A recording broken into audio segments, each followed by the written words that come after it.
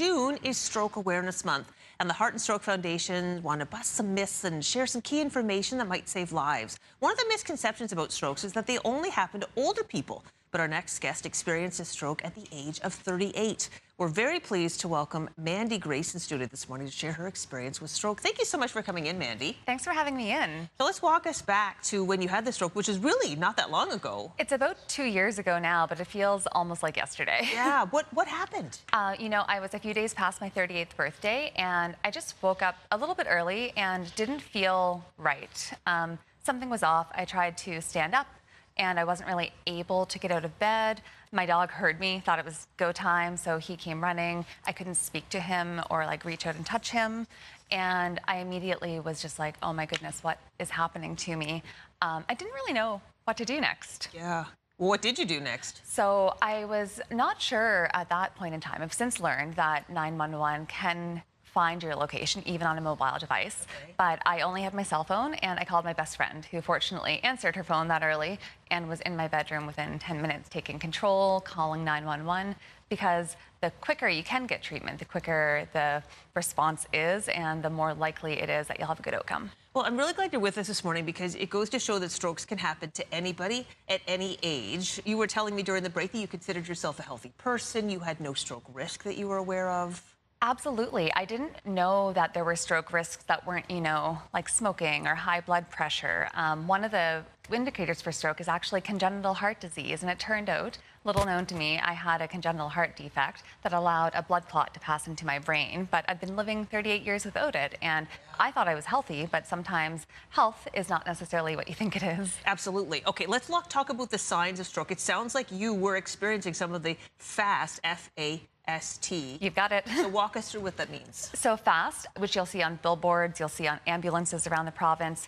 F is for face, is it drooping? Arms, whether you can raise both.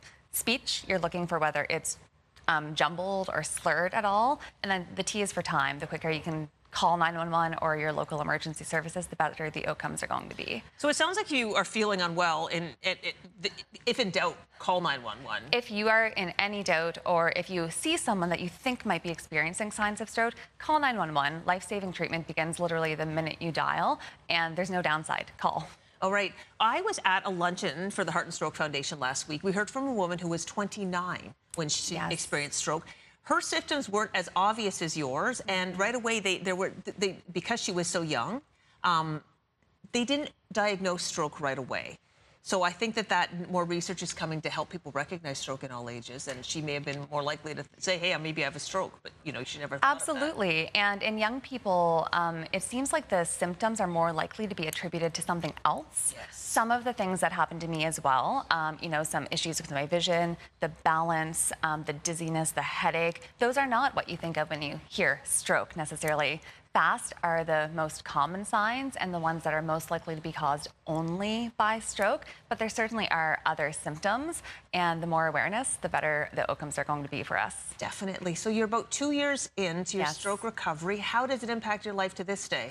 I'm really fortunate that I've had as full of recovery as I have. I'm back to work full time. I actually coach at Orange Theory Fitness, so I'm very active. But when I'm fatigued, I do still have some speech deficits. I still struggle with kind of that brain fog and that cognitive fatigue. But overall, I'm incredibly lucky to have recovered as well as I have. That's wonderful. My last question is, when you went in and sought treatment, were you treated for stroke right away? Did they recognize that, or did it take a little while for you to get diagnosed? It took a little while.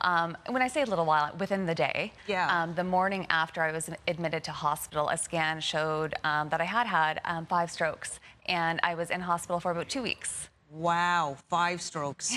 Interesting. Well, thank you for coming in and telling Thank your you story. for having me. Yeah, because people right now can recognize it can happen to anybody at any age. The signs and symptoms might be just slight, but if you have even the inkling, just call 911, and the time that you do might in fact save your life or improve your life so much. Again, thanks for coming in. And we put information about the Heart and Stroke Foundation and FAST on our website to make it easy to find.